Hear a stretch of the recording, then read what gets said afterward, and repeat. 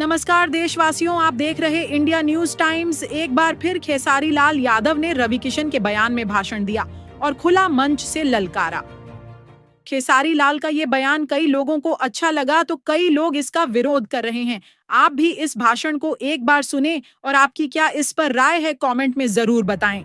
और हाँ, साथ ही हम जानेंगे देश की 50 बड़ी खबरें जो देश के हर नागरिक को पता होना चाहिए। इसीलिए आप अंत तक हमारे साथ बने रहे और इस भाषण को सुने।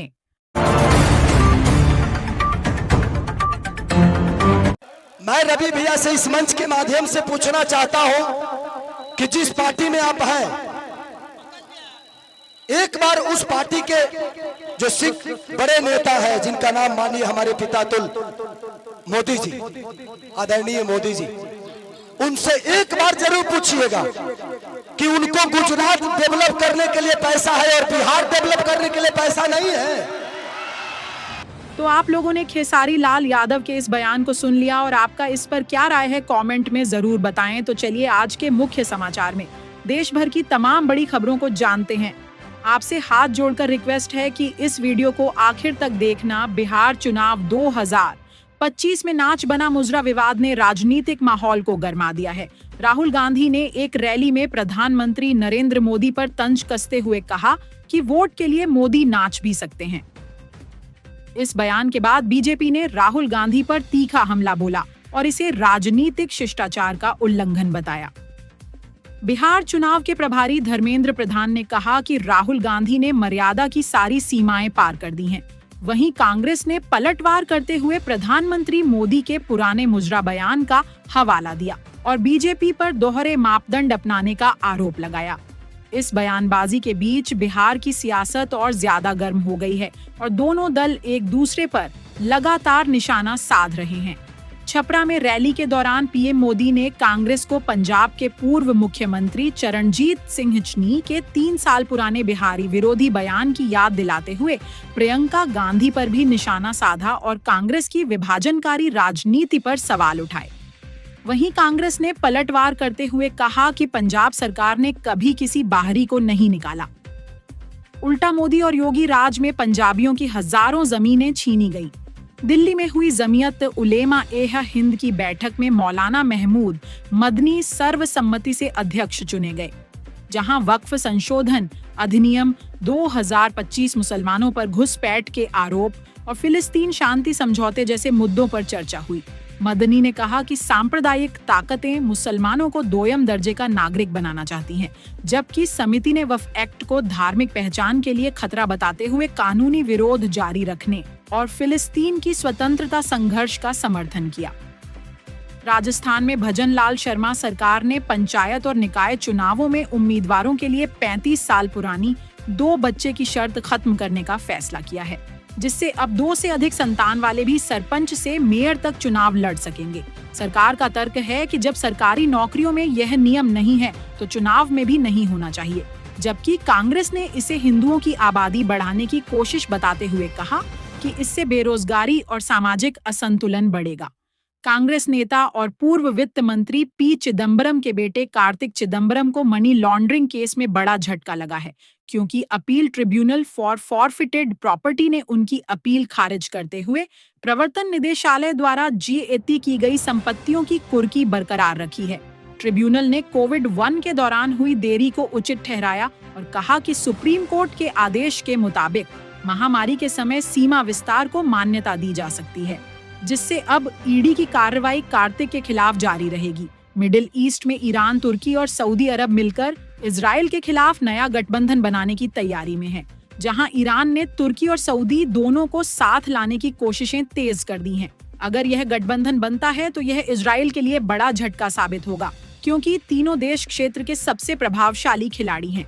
तुर्की के पास 6 लाख सैनिक और 1000 से अधिक विमान, सऊदी के पास उन्नत हथियारों से लैस 3 लाख से अधिक सुरक्षा बल और ईरान के पास 5.8 लाख सैनिक, 3000 मिसाइलें और शाहिद ड्रोन हैं। ऐसे में तीनों की एकजुटता मिडिल ईस्ट की शक्ति संतुलन को पूरी तरह बदल सकती है। बिहार चुनाव 2025 से पहले एनडीए ने अपना संकल्प पत्र जारी किया, जिसमें 1 करोड़ नौकरी, मुफ्त राशन, 125 यूनिट मुफ्त बिजली, 5 लाख तक मुफ्त इलाज और केजी से पीजी तक फ्री शिक्षा का वादा किया गया है।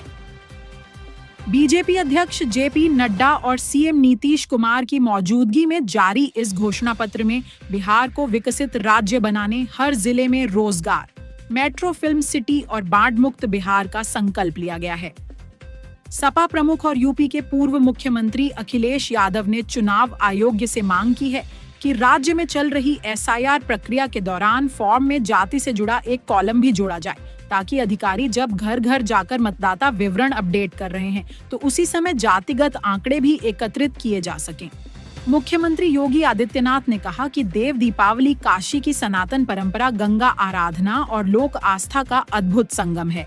इसे श्रद्धा, अनुशासन और सौंदर्य का प्रतीक बनाते हुए ऐसा आयोजन किया जाए जो भारत की सांस्कृतिक आत्मा और आध्यात्मिक चेतना का विश्व संदेश बने।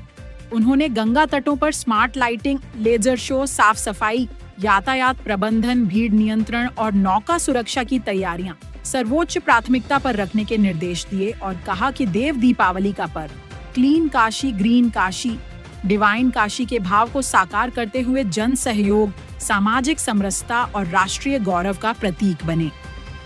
दिल्ली में अंतर्राष्ट्रीय आर्यन शिखर सम्मेलन 2025 में प्रधानमंत्री नरेंद्र मोदी ने महर्षि दयानंद सरस्वती की 200वीं जयंती और आर्य समाज की 150 वर्षों की सेवा का सम्मान करते हुए कहा कि आर्य समाज प्रबल राष्ट्रभक्तों की संस्था है, जिसने छुआछूत, ऊंच नीच और भेदभाव जैसी कुरीतियों को तोड़ा और सदैव भारतीयता तथा वैदिक परंपरा के संरक्षण में अग्रणी भूमिका निभाई है।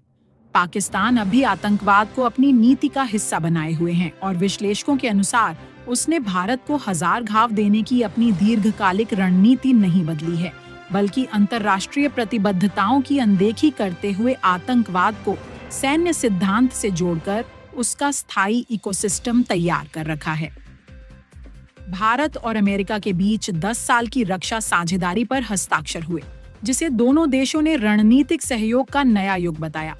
रक्षा मंत्री राजनाथ सिंह और अमेरिकी युद्ध सचिव पीट हेगसेथ ने कुआं लालमपुर में इस समझौते पर दस्तखत किए। राजनाथ सिंह ने कहा कि यह डील भारत अमेरिका रक्षा सहयोग में एक नए अध्याय की शुरुआत है, जबकि हेगत ने इसे क्षेत्रीय स्थिरता और सामरिक संतुलन की आधारशिला बताया। प्रधानमंत्री नरेंद्र मोदी ने गुजरात के केवड़िया में स्टैच्यू ऑफ यूनिटी पर सरदार वल्लभ भाई पटेल की 150वीं जयंती पर श्रद्धांजलि अर्पित की और राष्ट्रीय एकता दिवस परेड का निरीक्षण किया, जिसमें पुलिस व अर्धसैनिक बलों की टुकड़ियों ने भाग लिया। 2014 से हर साल 31 अक्टूबर को मनाए जाने वाले इस दिवस पर मोदी ने लोगों को एकता की शपथ दिलाई और गणतंत्र दिवस जैसी भव्य परेड के बीच देशवासियों को एकजुटता का संदेश दिया। बिहार एनडीए ने अपना संकल्प पत्र जारी करते हुए मुख्यमंत्री नीतीश कुमार के विजन नीतीश को केंद्र में रखा है, जिसमें 1 करोड़ रोजगार सृजन, हर जिले में औद्योगिक क्षेत्र, महिलाओं को 2 लाख रुपए की सहायता, कौशल विकास, शिक्षा और स्वास्थ्य सुधार जैसे वादों पर जोर दिया गया है। बिहार विधानसभा चुनाव 2025 के लिए जारी एनडीए के संकल्प पत्र में किसानों को 3,000 रुपए अतिरिक्त सम्मान निधि, पटना के पास नया ग्रीनफील्ड शहर, 4 नए शहरों में मेट्रो सेवा, 10 नए एयरपोर्ट, गरीब छात्रों को केजी से पीजी तक मुफ्त शिक्षा और अगले 5 सालों में 1 करोड़ रोजगार जैसे बड़े वादे किए गए हैं। कांग्रेस अध्यक्ष मल्लिकार्जुन खड़गे ने पीएम मोदी पर निशाना साधते हुए कहा कि देश में सारी फसाद की जड़ आरएसएस और बीजेपी है, इसलिए आरएसएस को बैन कर देना चाहिए। उन्होंने कहा कि महात्मा गांधी की हत्या के बाद सरदार पटेल ने भी आरएसएस की आलोचना की थी और उसे प्रतिबंधित किया था। खड़गे ने कहा कि सच को मिटाने की कोशिश की जा रही है, लेकिन वह मिटेगा नहीं। वहीं पीएम मोदी ने कहा कि सरदार पटेल पूरे कश्मीर का भारत में विलय चाहते थे, लेकिन नेहरू जी ने ऐसा नहीं होने दिया और देश को इसका नुकसान भुगतना पड़ा। मध्य प्रदेश के बड़वानी में नर्मदा परिक्रमा के लिए जा रही श्रद्धालुओं से भरी बस पलट गई, जिसमें एक महिला की मौत हो गई और 55 लोग घायल हो गए। हादसे के बाद घायलों को अस्पताल में भर्ती कराया गया है। पुलिस के अनुसार बस फिसलकर डिवाइडर से टकरा गई और पास में गहरी खाई होने के कारण बड़ा हादसा टल गया। मुख्यमंत्री ने घटना पर दुख जताते हुए जांच के आदेश दिए हैं। बिहार में महागठबंधन की एक सीट पर 2 प्रत्याशियों के चुनाव मैदान में उतरने से विवाद गहराया है। रामगढ़ सीट पर कांग्रेस और सीपीआई दोनों ने अपने उम्मीदवार घोषित किए हैं। सीपीआई ने राजद सांसद सुधाकर सिंह पर अपने भाई को फायदा पहुंचाने का आरोप लगाते हुए कहा कि उन्होंने कांग्रेस उम्मीदवार को गठबंधन का प्रत्याशी बताकर भ्रम फैलाया है। पार्टी ने तेजस्वी यादव से प्रेस कॉन्फ्रेंस कर यह स्पष्ट करने की मांग की है कि महागठबंधन की ओर से आधिकारिक उम्मीदवार कौन है। राजनीतिक जानकारों का मानना है कि यह विवाद गठबंधन की एकता पर असर डाल सकता है। रायबरेली में कार्तिक पूर्णिमा पर श्रद्धालुओं की भीड़ को देखते हुए परिवहन निगम ने 59 अतिरिक्त बसों के फेरे बढ़ाने का फैसला किया है। सुचारू आवागमन के लिए आईटीआई ग्राउंड और डिग्री कॉलेज के सामने 2 अस्थायी बस स्टेशन बनाए गए हैं। यात्रियों की सुविधा के लिए पेयजल, शौचालय और प्राथमिक चिकित्सा की व्यवस्था की गई है। वहीं सुरक्षा व्यवस्था भी सख्त कर दी गई है। डलमऊ गंगा घाट पर अधिक भीड़ की संभावना को देखते हुए 50 बसें अलग अलग रूटों पर चलाई जाएंगी, जिनमें 4 बसें शटल सेवा के रूप में घाट तक लगातार चलेंगी और 4 बसें लालगंज होकर गेगासो गंगा घाट तक जाएंगी। प्रधानमंत्री नरेंद्र मोदी आज छत्तीसगढ़ की नई विधानसभा भवन का उद्घाटन करेंगे और 14,660 करोड़ की विकास परियोजनाओं का शिलान्यास करेंगे। यह भवन छत्तीसगढ़ की संस्कृति और आधुनिकता का प्रतीक है, जिसमें ऊर्जा कुशल तकनीक का उपयोग किया गया है। पीएम मोदी इस दौरान प्रधानमंत्री आवास योजना के लाभार्थियों को किस्त जारी करेंगे और कई सड़क परियोजनाओं की नींव रखेंगे। नई विधानसभा की छत पर चावल के दानों और पत्तियों की नक्काशी की गई है, जो राज्य की भारत का चावल का कटोरा वाली पहचान को दर्शाती है। बस्तर के कारीगरों द्वारा तैयार दरवाजे और फर्नीचर इस भवन को स्थानीय परंपरा से जोड़ते हैं। 2014 में प्रधानमंत्री नरेंद्र मोदी ने 80 घाट पर खुद फावड़ा चलाकर गंगा सफाई अभियान की शुरुआत की थी और मां गंगा की अविरलता व निर्मलता का संकल्प लिया था। लेकिन अफसरशाही की लापरवाही से यह अभियान धीरे धीरे पटरी से उतर गया। बाढ़ के बाद निकली सिल्ट को दोबारा गंगा में बहा दिया गया, जिससे नदी का प्रदूषण बढ़ा। अधिकारी एनजीटी और खनन विभाग के नियमों का हवाला देकर अपनी जिम्मेदारी से बचते रहे।